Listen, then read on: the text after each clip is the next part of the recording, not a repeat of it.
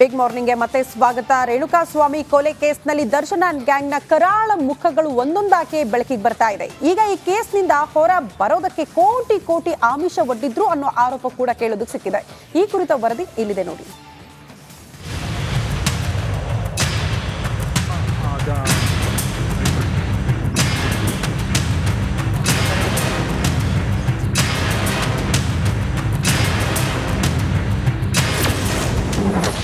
ದರ್ಶನ್ ಗ್ಯಾಂಗ್ನ ಮತ್ತೊಂದು ಕರಾಳ ಮುಖ ಬಯಲು. ಪ್ರಕರಣದಿಂದ ಪಾರಾಗೋದಕ್ಕೆ ಕೋಟಿ ಕೋಟಿ ಆಮಿಷ ಕೊಟ್ರ. ಚಿತ್ರದುರ್ಗದ ರೇಣುಕಾಸ್ವಾಮಿ ಕೊಲೆ ಕೇಸ್ ಇಡೀ ರಾಜ್ಯವನ್ನೇ ಬೆಚ್ಚಿ ಬೀಳಿಸಿದೆ. ನಟ ದರ್ಶನ್ ಮತ್ತು ಪಟಾಲಂ ಮಾಡಿದ ಕೃತ್ಯ ಒಂದೊಂದೇ ಬಯಲಾಗ್ತಾ ಇದೆ. ಈಗ ಪೊಲೀಸರ ತನಿಖೆಯಲ್ಲಿ ಮಹಾ ಸ್ಫೋಟಕ ಮಾಹಿತಿ ಹೊರಬಿದ್ದಿದೆ.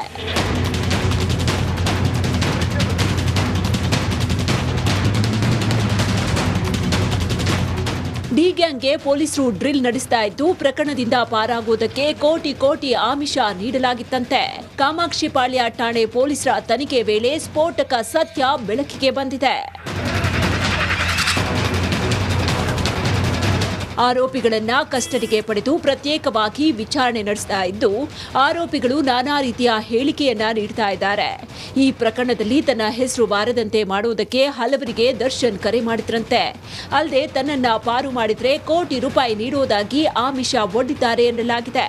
ಈ ಬಗ್ಗೆ ಆರೋಪಿ ದೀಪಕ್ ಪೊಲೀಸರ ಮುಂದೆ ಬಾಯಿ ಬಿಟ್ಟಿದ್ದಾನಂತೆ. ಕೈ ಕಮಲ ನಾಯಕರಿಗೆ ಕರೆ ಮಾಡಿದ್ರಂತೆ ದರ್ಶನ್. ಪಟ್ಟಣಗೆರೆ ಶೆಡ್ನಲ್ಲಿ ರೇಣುಕಾಸ್ವಾಮಿ ಅವರನ್ನ ನೋಡಿದ್ದ ದರ್ಶನ್ ಬೆಲ್ಟ್ನಿಂದ ಥಳಿಸಿದ್ದಲ್ಲದೆ ಮರ್ಮಾಂಗಕ್ಕೆ 3 ಬಾರಿ ಒದ್ದಿದ್ದಾಗಿ ಆರೋಪಿಗಳು ಬಾಯ್ಬಿಟ್ಟಿದ್ದಾರೆ.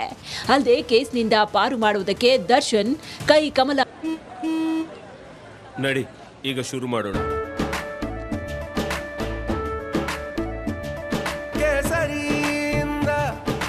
ಮನೋಲ್ಲಾಸ ಮನಸ್ಸು ಮತ್ತೇರಿ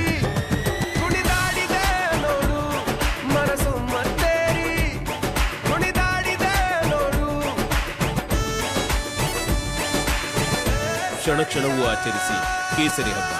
ವಿಮಲ್ ಬಾಯಲ್ಲಿ ಹೇಳಿ ಕೇಸರಿ. ನಾಯಕರಿಗೆ ಕರೆ ಮಾಡಿದ್ರಂತೆ. ಬಳಿಕ ನಿಕಟ ಸಂಪರ್ಕ ಹೊಂದಿದ್ದ ಹಲವು ರಾಜಕಾರಣಿಗಳು ಪೊಲೀಸರ ಮೇಲೆ ಒತ್ತಡ ಹಾಕಿದ್ರು ಎನ್ನಲಾಗಿದೆ.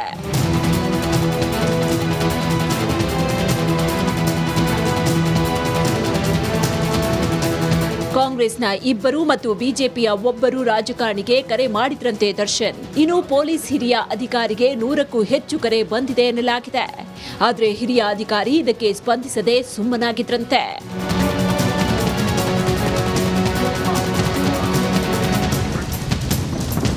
ಈ ಕೊಲೆ ಕೇಸ್ ದರ್ಶನ್ಗೆ ಉರುಳಾಗಿ ಮಾರ್ಪಟ್ಟಿದ್ದು, ಇನ್ನೂ ಅನೇಕ ಸತ್ಯಗಳು ಹೊರಬರಬೇಕಾಗಿದೆ. Bureau report, Republic Kannada.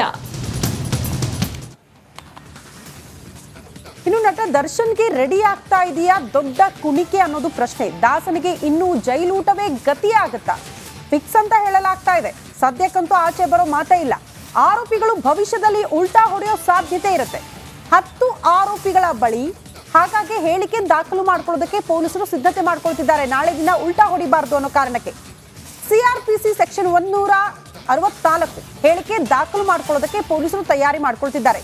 164 ಹೇಳಿಕೆ ಬಹಳ ಬಹಳ ಮಹತ್ವ ಪಡೆದುಕೊಳ್ಳುತ್ತೆ ಇಂತಹ ಪ್ರಕರಣಗಳಲ್ಲಿ.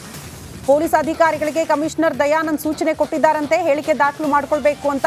ಇವತ್ತು ನ್ಯಾಯಾಧೀಶರ ಮುಂದೆ 164 ಹೇಳಿಕೆ ದಾಖಲಿಸುವ ಸಾಧ್ಯತೆ ಕೂಡ ಇದೆ ಅಂತ ಹೇಳಲಾಗ್ತಾ ಇದೆ.